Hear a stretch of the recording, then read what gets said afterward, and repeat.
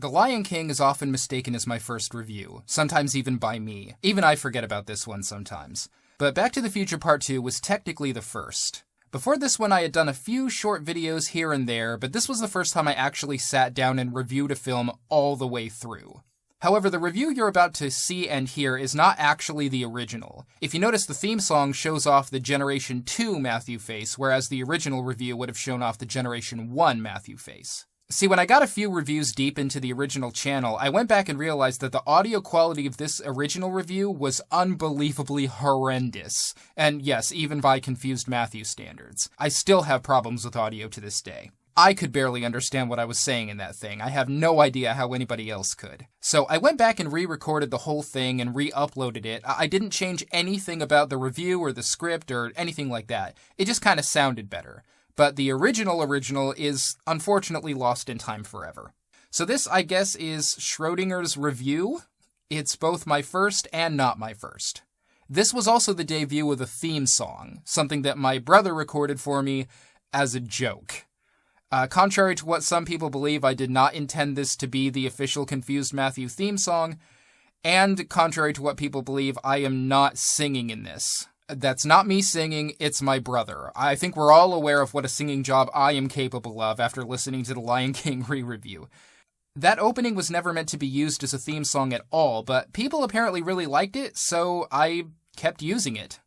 So anyway, this is the original Back to the Future Part 2 review. It's something that caused a little bit of controversy at the time, but also at the time I only had, I think, about 30 subscribers, or somewhere along there, so I wasn't really envisioning this review as going out to a whole hell of a lot of people, which I think probably explains some of the things I said and the way that I said it. I'm going to be doing a re-review of this one, similar to the way that I did The Lion King, sometime in the future, so I can't say too much in the commentary about anything I would like to have changed.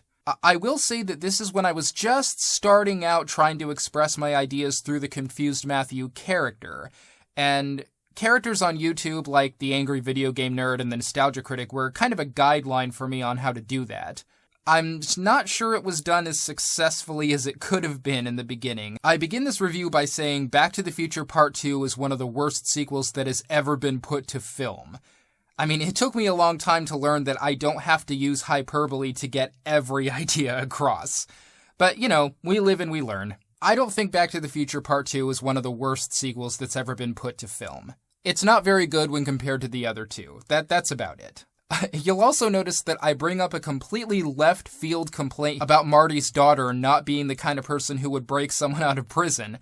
And if you watch this review asking yourself how anyone in their right mind would even vaguely notice something like that, you'll have to wait until the re-review, but yeah, that was not worth mentioning. There's a reason I did, and unfortunately you'll just have to wait to figure out what it is.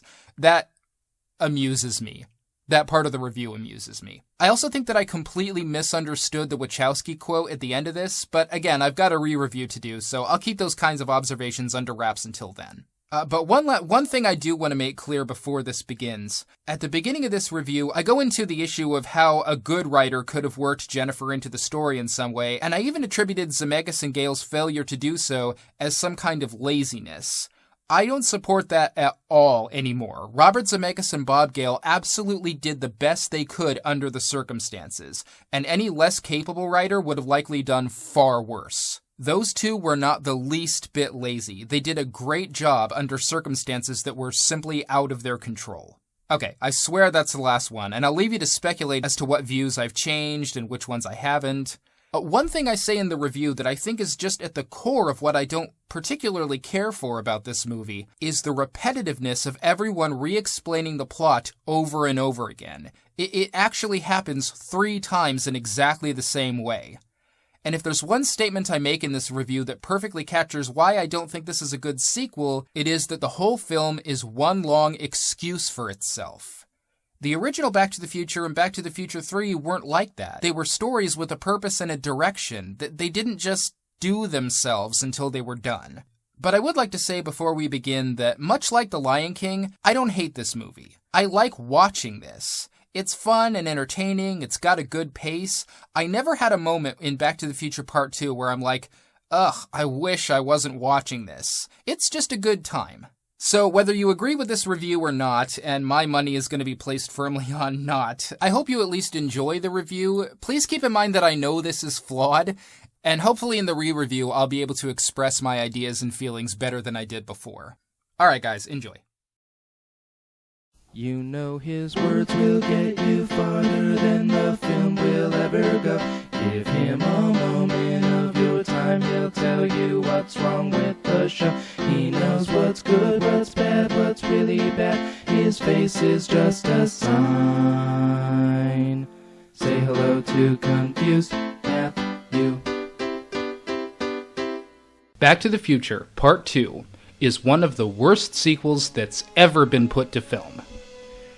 I mean, it's awful. I mean, it is bad.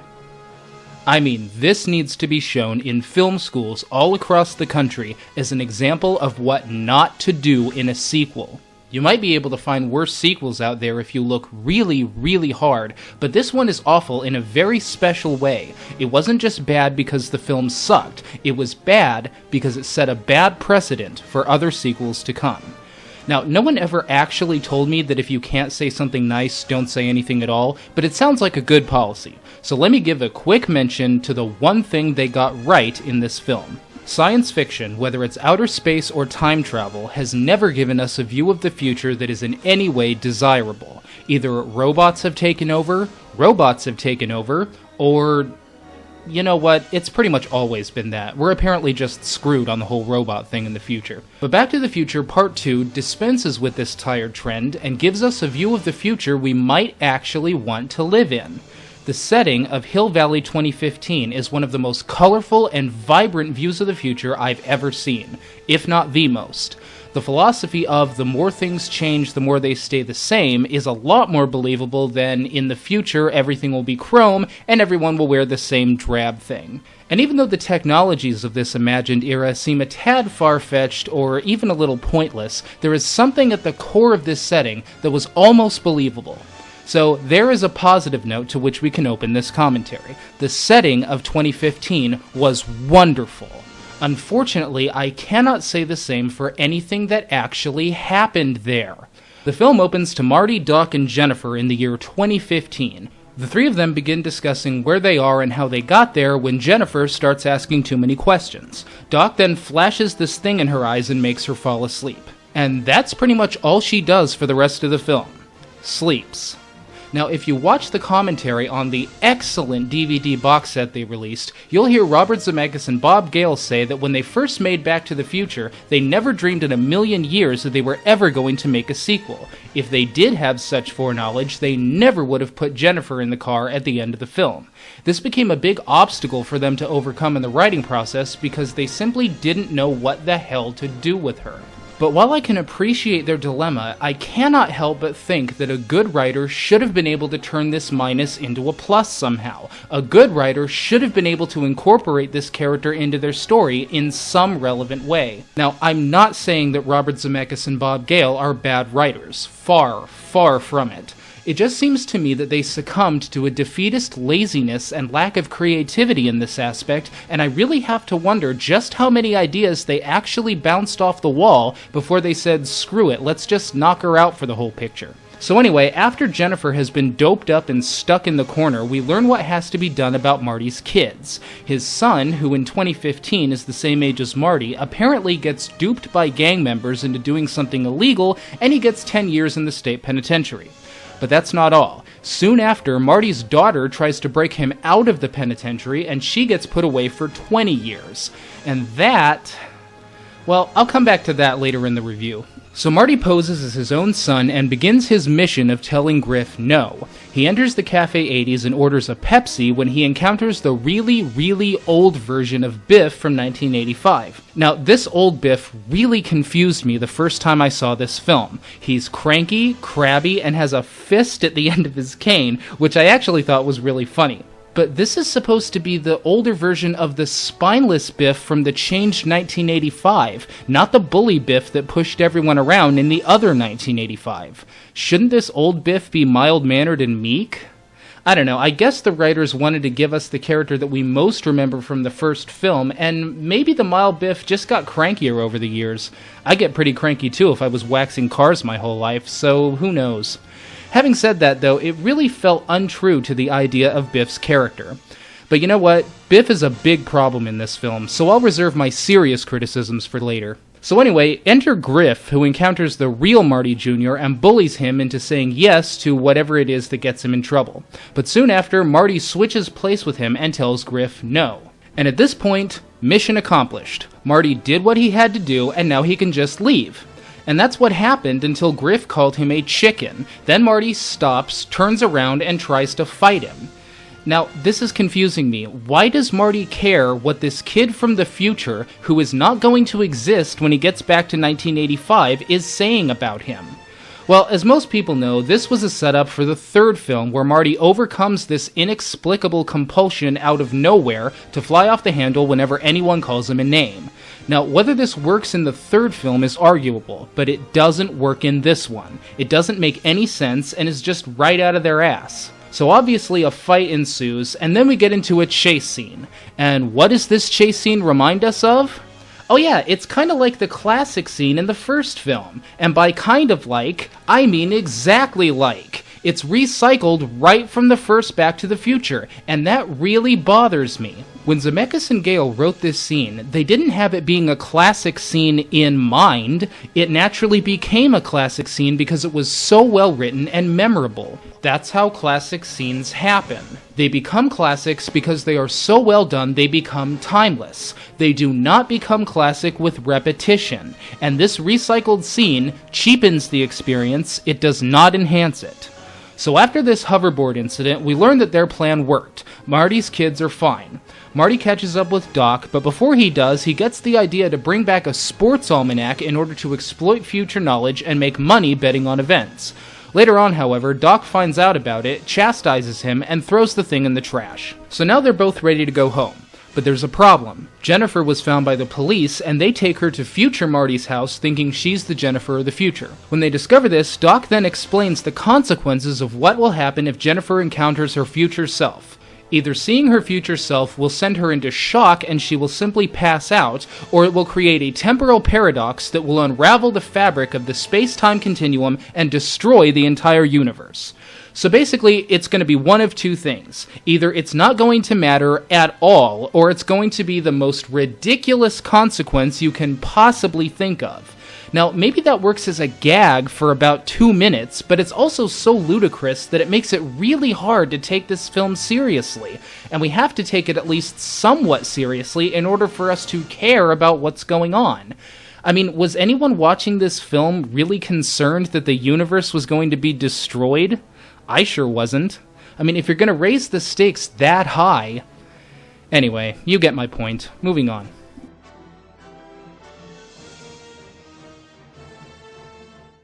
Welcome to part 2. So Jennifer finally wakes up and wanders around her future house. Now, there are a couple of pretty good jokes here and there, like them getting married in the Chapel O' Love or Marty Jr. watching the Atrocity Channel, but for the most part, this scene is entirely exposition. The only thing that really actually happens in this scene is that Jennifer learns the future Marty is a wash-up. The problem is, prelude and exposition is not story, and whatever story they're trying to tell us in this film just seem to be put on hold during this scene. Now, since we're finally on the subject of this scene, let me go back to Marty's daughter real quick. As I said earlier, we learned that when Marty's son was put in prison, his daughter tried to break him out, and she got 20 years. But when we finally see this girl, well, I mean, look at her. This is the most apathetic, normal teenage kid you've ever seen in your life. This is not the kind of person that is going to break anyone out of prison. And while it may seem like I've been nitpicking so far, in truth, I really can't do anything else. The story elements of this film are so small and disjointed that any comment you make about them is going to seem like nitpicking. Everything up to this point was just contrived, from Marty getting pissed off that someone called him a chicken for no reason, to the daughter trying to break Marty Jr. or anyone out of prison. So anyway, here's what happens. Marty and Doc go and rescue Jennifer, but it turns out that old Biff followed them there. Biff has learned that Doc invented a time machine and decides to use Marty's idea of taking the almanac and using it to exploit the knowledge of the future. So he steals the DeLorean, somehow magically learns how to use it, and travels back in time. Marty and Doc go and get Jennifer, and by the time they return, Biff has returned the DeLorean before they knew what had happened. He's not looking so good, though, and if you're as confused about this as I was, I suggest watching the commentaries on this truly excellent DVD box set they released. So all's well, and the two travel back to the year 1985, which is really a bummer because I wanted to see more of 2015. They drop Jennifer off at her house, and then Doc drops Marty off at his, when suddenly Marty realizes that things are a little different. There's a padlock on his fence now, so he jumps the fence and tries to sneak through his window, where he gets an unpleasant surprise. Instead of his room, he finds himself in the room of a little girl who starts screaming. He tries to explain that he just got the wrong house, and then the Terminator bursts through the door, and... oh, wait, no. No, it was slightly less ridiculous than that. Oh yeah, a guy with a baseball bat comes at Marty and tries to kill him. So Marty runs away, and then realizes that everything in this 1985 is all messed up. Strickland is brandishing a shotgun, the courthouse is a casino, we've got tanks on the streets, Godzilla's walking around town. I mean, this is just ridiculous. Oh, did I say ridiculous? I meant interesting. Yeah. It turns out that in this 1985, everything in Hill Valley is now run by Biff. The courts, the police, everything. Biff killed Marty's father, married his mother, had Doc Brown committed, and did pretty much whatever the film would require the villain to do to the good guys at any given moment. Now, this is a serious problem in this film, and I'll tell you why. This portrayal of Biff completely disarms the idea of Biff in the first place. Biff wasn't just their quote-unquote bad guy in the first film, he was a person, and there was an idea behind his character. Biff was a coward.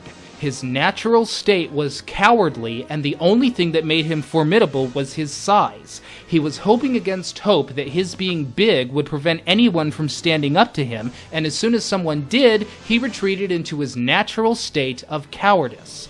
So the idea that even after he learned this lesson, he would become a murdering, half-crazed supervillain is not only silly, but it detracts from the substance of the character. The only idea they have for him in this film is that Biff is our bad guy, so he's gonna do all the bad stuff, whatever we decide that is. And that's all this is. Biff doing stuff. No thought to the character or any kind of a story. This is the worst part of the film by far. And why is this Biff's movie anyway? This is supposed to be Marty's story, and he's just being strung along the whole time. So anyway, Marty learns that his dad is dead, and Doc comes and explains to him that old Biff from the future stole the DeLorean, gave the almanac to his younger self, and then returned it, thus changing history. Okay, so we got that. Old Biff stole the book and gave it to his younger self. So now Marty and Doc need to know when this happened. So Marty goes back and asks him. We then hear Biff give a narrative account of exactly what Doc Brown told Marty 2 minutes earlier. That means that we've gotten the same information twice in a row. How boring. And just as a little bonus, we also learned that old Biff told young Biff to kill any kid or scientist that comes asking about the book. And what the hell was that all about? I mean, Biff was just a horrible bully in the first film. When did he become such a natural-born killer, for God's sake? This isn't even the drunk on his own power Biff that gave this order. It's old Biff from the future.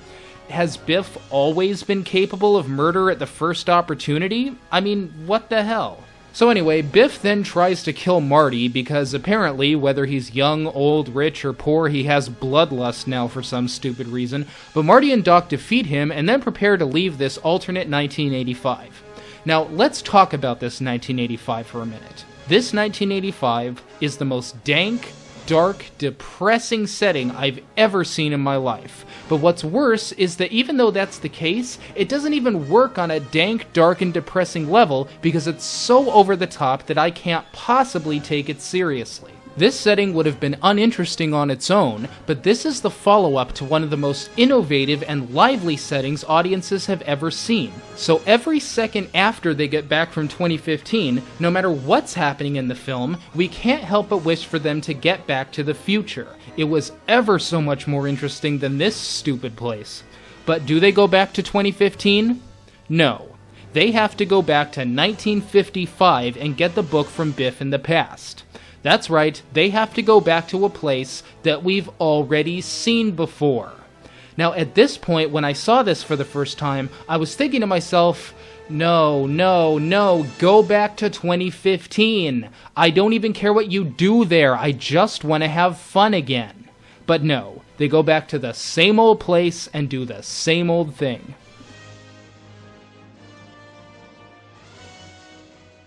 Welcome to part 3. So when they get back to 1955, Marty and Doc start forming a plan. Marty has to track down Biff, get the book, and destroy it. So Marty buys a silly costume and goes to do just that. When he finds Biff, it's in between the scene when he gets his car wrecked and the scene at the dance. We find Biff upset about the estimate on his car when he notices Lorraine. So he fixes himself up, walks over to her, and asks her to the dance.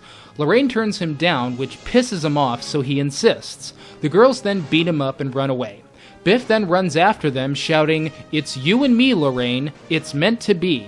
I'm gonna marry you someday, Lorraine. Someday you'll be my wife." Now, even at the ripe old age of 8 years old, I just didn't buy this at all, and I felt that it really detracted from Biff's character once again.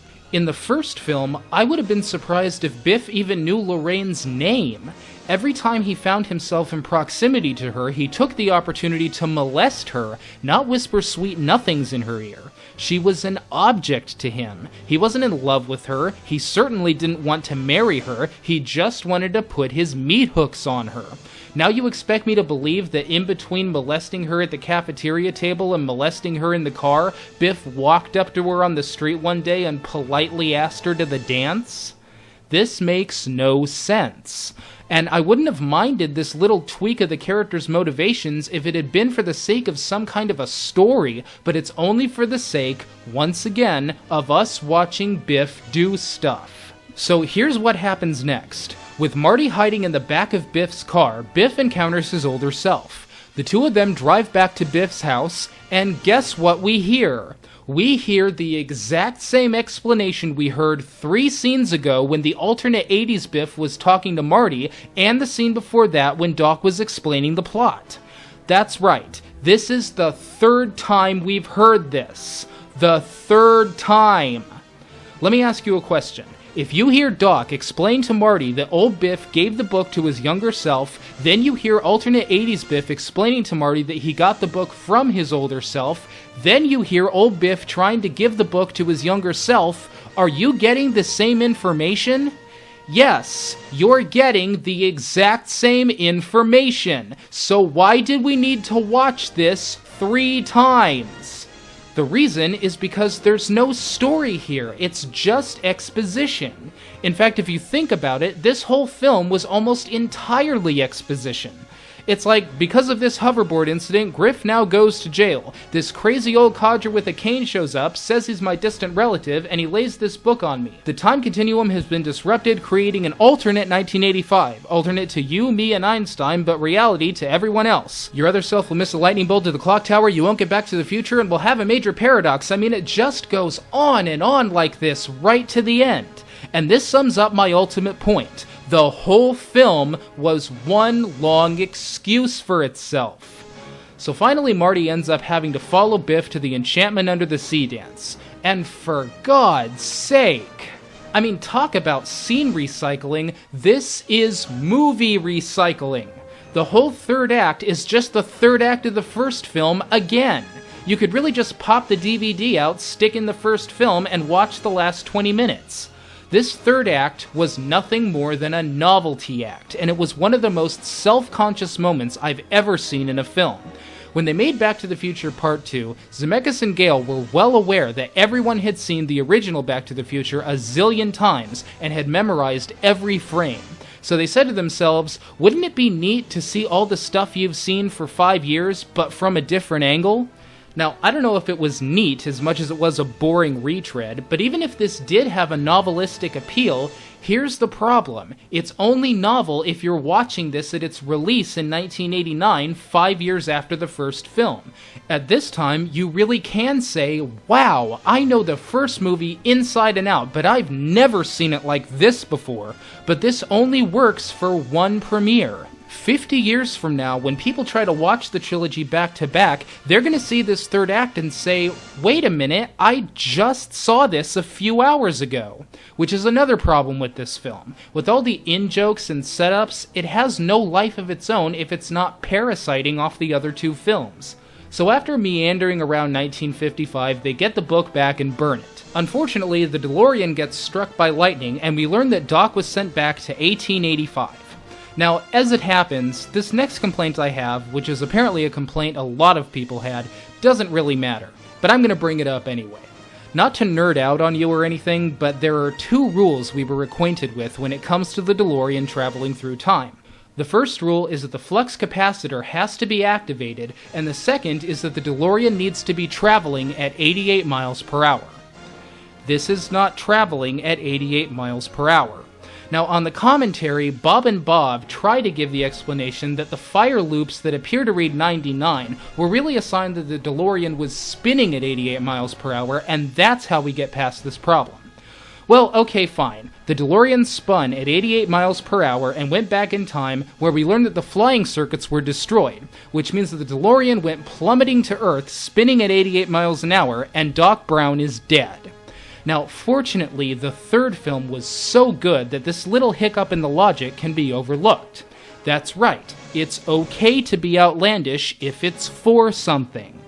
Back to the Future Part 3 was good because it went back to the roots of what made the first film great. It was its own story, it had heart, uncontrived adventure, and since Buford Tannen was a completely different person than Biff, it was okay to do whatever you wanted with him. Back to the Future Part 2 was just an incoherent mess, and it spawned more incoherent messes with more scene recycling and having characters on screen for the sake of having characters on screen.